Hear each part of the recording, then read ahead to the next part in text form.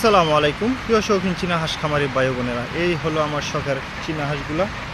দেখেন এইসব চীনা হাঁসগুলা যখন ডিমের সময় হয় তখন এটি কেঁচু যেমন মাঠটা যেটা জির বলে, কাদের আঞ্চলিক ভাষায় কি বলে জানি না।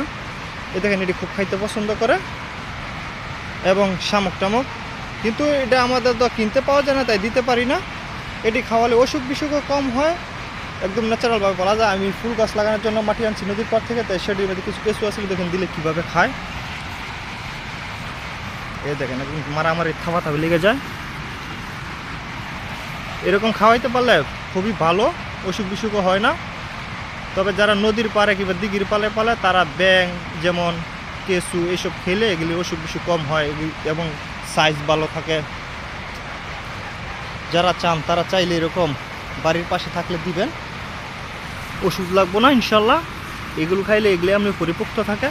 দেখেন খুব মারামারি করে খায়, অন্য খাবার এতটা পছন্দ করে না এই হাঁসগুলা, কিন্তু এগুলো খুব শখ করে খায়। সাথে দেখেন এই যে আমি একটা ফুলের গার্ডেন, কিছু সবজির চারা লাগাইছি।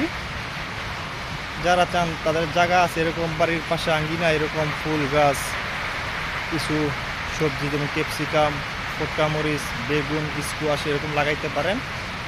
শখের বসেতে নিজে একটু পরিচর্যা দিলে হয়ে যায়।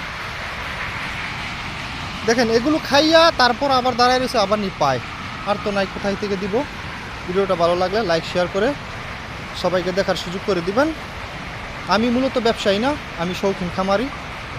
আমি যা শো পোস্ট করি, যাদের ভালো লাগে আমার পেজটা ফলো করবেন। আল্লাহ হাফেজ।